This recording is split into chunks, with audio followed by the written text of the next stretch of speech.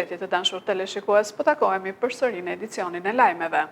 Një aksident ka ndodhur në autostradën Lushnjë-Fier tek rreth rrotullimi i kolonjës që është kthyer në një vend të rrezikshëm për aksidente me humbje jete. Drejtuesi 28 vjeçar humb drejtimin e mjetit dhe përfundon në kanal ku ka humbur jetën. Aksidenti që ndodhi në orët e para të mëngjesit në autostradën Fier-Lushnjë ka marrë një tjetër jetë.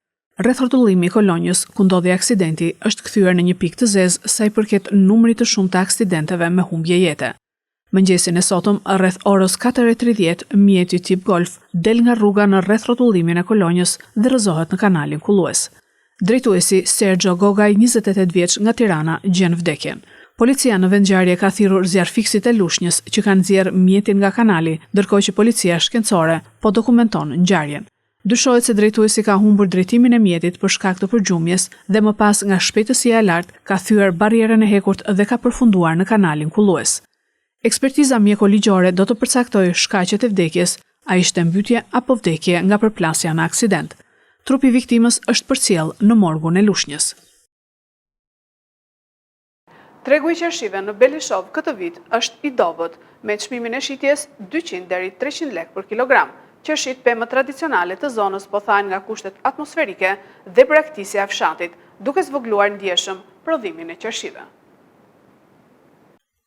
Belishova, një ndër fshatrat e Mallakastrës e njohur për prodhimin e qershive, sot po përballet me prodhim shumë të pakët dhe qindra pemë të thara. Sipas banorëve, kushtet atmosferike kanë ndikuar ndjeshëm në rënien e prodhimit dhe shkatërrimin gradual të pemëve. Kjo vjen për shkak të kushteve klimatike, sa vjen bëmë thatësirë. Se pema dojë rënja poshtë, që ka rënë poshtë, nuk ka sipërfaqe. Sa vjen gradualisht duke ardhur duke tharë. Ju vetë sa rënë qershi keni? Unë vetë kam qenë sa rënë, por ku i kam, se asa kanë ngjerë pak dhe rënë janë të vogla, kështu që. Sa rënë keni aktualisht që janë në gjendje të mirë, që kanë prodhim? Po s'kam prodhim se ata janë të vogla, sta. Nuk japin. Ja se zbej, as duarka që volën. As 50 kg qeshi si i bie. Vetëm tuaj apo dhe i tregton? Po çfarë tregtojmë ku kemi ne tregti i bëjmë këto. Kështu që sa vjen. Ndërkohë kjo është një fenomen që ka ndodhur në të gjithë fshatin apo jo? Në gjithë fshatin. Bile është edhe pjesë e Kastisani, se ata kanë se po jo. Pjesë drenos. Ne komplet çka para poshtë komplet me qeshi komplet janë këto. Se s'duken ato. Asa komplet që plaja këtu ka qenë komplet me qeshi. Dhe gjitha është thara apo? Ka vjen i pakis kështu që tek tuk rradh. Fermerët pohojnë gjithashtu se përveç kushteve atmosferike, braktisja masive e fshatit ku nga 400 familje kanë mbetur 150 kanë ndikuar ndjeshëm në rënien e interesit për kultivimin e këtij fruti. Ata thonë se edhe tregu këtë vit është i dobët, ndërsa çmimi i shitjes ka variuar nga 200 deri në 300 lekë duke i vënë në vështirësi, pasi shumë familje të këtij fshati me të ardhurat nga tregtimi qershive siguronin jetesën. Janë apo janë vetë të fshati këtu. Tu kam janë 2-3 veta, so rritur fakt për momentin. Kam ikur në 2013. Po vim se la poshtë, me qenë se kemi këto shumë lëvizim la poshtë. Si viti ishte mirë çmimi, nuk ishte i shumë mirë. Por s'ka prodhim. Po s'ka prodhim. Si viti ja gjithë kishte prodhim as rrit çmimi. Sa është çmimi aktualisht? Poshtë e kemi shitur me 3000 kemi shitur. Që çojmë shamu në Fier ose që shumica. Vlen si fillim vajte me 5000. Që i bëjmë shumë kile me shumë kush kishte. Ai kishte. Tash i kanë vetë 2500 vete tash. Fruti i ka qenë para 3-4 vjetësh që nuk s'kish filluar të thashim shumë këtë. Gjithkohë. Para 3-4 vjetësh kështu ka qenë prodhimi i përgjithshëm. Ka pas me bollak. Sa siç e bën. Përballë kësaj situate, banorët shprehen se vëmendja e tyre, veçanërisht 3 vitet e fundit, është kthyer te kultura e ullirit. Policia e Fierit zbulon brenda një banese një ambient të përshtatur për kultivimin e bimëve narkotike me anë të llambave. Arrestohen pronari i banesës dhe punojësi i OSHE-s. Policia e Fierit, seksioni për hetimin e narkotikëve, në kuadër të punës për parandalimin dhe goditjen e veprimtarive kriminale në fushën e narkotikëve, si dhe bazuar në informacionet policore dhe veprimeve gjurmuese të shpejta, finalizuan operacionin policor të koduar LED. Në kuadër të këtij operacioni u identifikua një banesë në fshatin Vadhiz e përshtatur për kultivimin e bimëve narkotike nëpërmjet llampave. Në këtë banesë është konstatuar një lidhje palishme energjisë elektrike, e cila shërbente për furnizimin me energji të pajisjeve si llampa, aspirator, filtra ajrimi e të tjerë që ndihmonin në kultivimin dhe rritjen e bimëve narkotike. Gjatë operacionit u arrestua autori i dyshuar i kësaj veprimtarie kriminale, shtetasi IG 63 vjeç, banues në Vadhiz, i cili kultivonte bimët në ambientet e banesës së tij.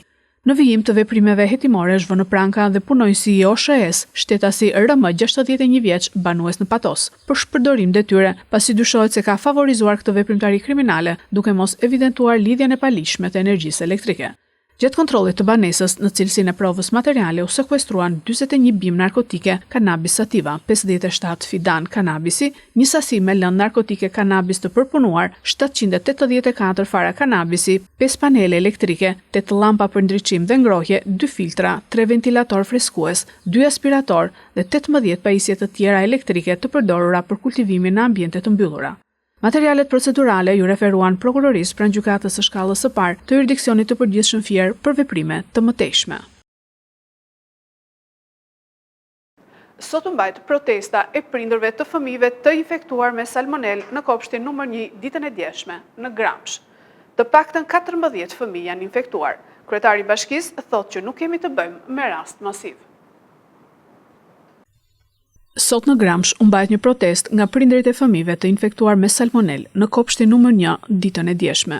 Instituti i Shëndetit Publik ka konfirmuar se nga analizat e kryera ndaj 79 fëmijëve dhe stafit në kopshtin e Gramshit, të paktën 14 prej tyre kanë rezultuar pozitiv me Salmonella enteritidis. Prindërit kërkuan transparencë dhe masa të menjëhershme për të garantuar sigurinë ushqimore. Para një javë fëmia del nga kopshti me temperaturë, me dvjella, me bark. 72 orë fëmia ishte gërdylli verë, edhe s'kisha informacion se çfarë ishte çfarësisht. Serume, në rreth më shumë se 72 orë intensive. Pastaj gjendja përmirësohet pak më mirë. Nuk kishim terr informativ se çfarë ishte. Pra nuk e thanë gjë në spital kur shtu fëmia? S'kishim informacion, nuk kishim informacion. Ju keni qenë rasti i parë? Unë kam qenë rasti i parë. Dolën ato analizat, pastaj u troqën mjekojnë në shtëpi fëmijë. Kam një fëmijë që ka dalë pozitiv. Përgjigjen e kam marrë dje pas disa sherreve te kopshti, nga kopshti tek infektivi aty. S'na jepnin përgjigje duke thënë që s'ka dalë akoma përgjigja, e kishim për ta marrë që të shtunën para dite, nuk e morëm. Edhe dje me gjitha i debat që bëm me zi e mora. Me sa kemi dëgjuar në kjo është një smundje ngjitse, dhe përderisa është një smundje ngjitse duhet kishte një dikush, të paktën nga infektivi nga spitali që na orientonte të na thoshte që kjo duhen këto masa të mera, se ne kemi edhe njerëz të tjerë në shtëpi, nuk kemi vetëm me një fëmijë edhe që kështu.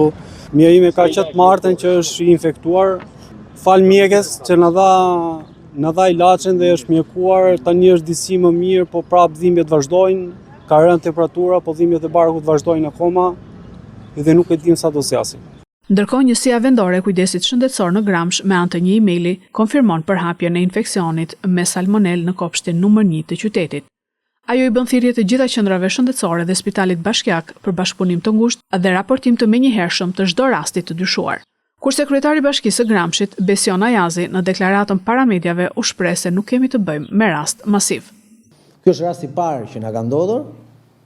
Ne nuk e dim ende për shkak edhe të një hetimi epidemiologjik që nuk ka përfunduar, por edhe të një hetimi penal që ka nisur dhe nuk ka përfunduar. Ne nuk i dim as autorët, as shkaqet. Jemi vetëm në alert për gjendjen shëndetësore të voglushve, sepse ajo na intereson pikë pari. Fatmirësisht nuk kemi të bëjmë me një rast masiv, pra fal Zotit, ato që kolegët tuaj, se s'po them ju, po kolegët tuaj kanë shpërndarë në media, nuk janë të vërteta, pra nuk ka catering, ka gatim me kushte të mira, shumë të mira higjieno-sanitare, nga vetë stafi i kopshtit. Nuk ka helmim të 72 vetave, por vetëm 14 raste të konfirmuara. Nuk ka 72 të shtruar, por vetëm 6 të shtruar me orë dhe të larguar në shtëpi për shkak sepse gjendja e tyre është përmirësuar sipas informacionit nga spitali. Tentuan të vrisnin me sapat një shtetas pas një konflikti për motive të dobta. Vjen në pranga nga policia autorët e dyshuar.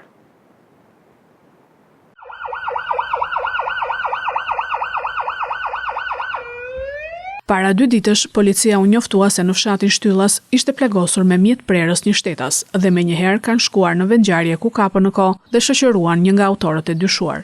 Shtetasi PP dhe djali i tij shtetasi NP dyshohet se gjatë një konflikti për motive të dobta kanë goditur me mjet prerës së pat që u sekuestrua shtetasin LM 58 vjeç, i cili ndodhet në spital nën kujdesin e mjekëve. Në përfundim të veprimeve procedurale, specialistët e seksionit për hetimin e krimeve kundër personit bën arrestimin në flagrancë të shtetasit PP, 63 vjeç për veprën penale, vrasje me paramendim e kryer në bashkëpunim e mbetur në tentativë. Djali i tij, NP 40 vjeç, banues në fshatin Shtyllas, u kap më vonë duke tentuar të largohej për në shtetin grek. Pas disa orë kërkimesh të pandërprera, shërbimet e komisariatit dhe të drejtorisë vendore të policisë Fier kanë marrë informacion se autori po largohej në drejtim të Sarandës. Forcat operacionale të komisariatit të policisë Fier janë vënë në ndjekje të tij dhe në bashkëpunim me komisariatin e policisë Sarand bën të mundur kapjen e shtetasit të shpallur në kërkim NP 40 vjeç në momentin që po hipte në autobusin e Konispolit me qëllim që të largohej për në Greqi. Në vijim të veprimeve procedurale u bë ndalim i këtij shtetasi për veprën penale vrasje me paramendim e kryer në bashkëpunim e mbetur në tentativë. Materialet i kaluan për veprime të mëtejshme prokurorisë pranë gjykatës së shkallës së parë të juridiksionit të përgjithshëm Fier. Kosova është e hapur për ndërtimin e kampeve të emigrantëve nga Anglia. The Times shkruan se marrëveshja mes dy vendeve është e mundur. Kosova është treguar e hapur sa i përket ngritjes së kampeve për strehimin e emigrantëve të palishëm nga Anglia, kërkesë që është refuzuar nga kryeministri Edi Rama. Pas një marrëveshje të arritur me qeverinë daneze për sjelljen e 300 të dënuarve për të kryer pjesën e mbetur të dënimit në Kosovë për 200 milion euro, presidenti Vjosa Osmani është e hapur për të ndërtuar edhe një gjadër në Kosovë, por këtë herë nga Britania e Madhe. Britanikja The Times në një artikull të saj për këtë çështje sjell në vëmendje qëndrimin e presidentes Vjosa Osmani, ku deklaron se vendi i saj do të ishte i hapur për bisedime mbi një marrëveshje të tillë të mundshme. Do të ishim të hapur për ta diskutuar, megjithatë nuk mund të them më shumë sepse nuk i di detajet. Nuk mund të jap përgjigje për një kërkesë që nuk është bërente, është shprehur ndër të tjera Osmani, duke u rreshtuar kështu në listën me 9 vende të Britanisë së Madhe për nënshkrimin e një marrëveshje për kamp për emigrantët të palishëm. Një marrëveshje e tillë me Kosovën është më e mundshme edhe për faktin se një pjesë e emigrantëve kalojnë përmes Kosovës për të hyrë në Bashkimin Evropian e më pas drejt Anglisë me varka, çka do të ishte më e thjeshtë ligjërisht për deportimin e tyre. Prova që emigrantët kalojnë përmes vendit pritës të qendrave të kthimit shihet si një hap kyç për të lehtësuar procesin ligjor të deportimit. Britania ka hyrë në një krizë tjetër emigrantësh, ku numri atyre që mbërrin me varka të vogla është rritur ndjeshëm krahasuar me një vit më parë. Shembulli i Italisë dhe Shqipërisë po shihet si një zgjidhje e mundshme, kur koncepti i qendrave të kthimit sipas The Times ka marrë miratimin e UNHCR-s, Agjencisë së Kombeve të Bashkuara për Refugjatët, një zhvillim që u përshkua si ndryshim loje nga burime qeveritare. Këto ishin lajmet tona për sot. Lajmet i gjeni dhe në internet në website-in 4plusmedia.tv. Bashk, mirupafshim.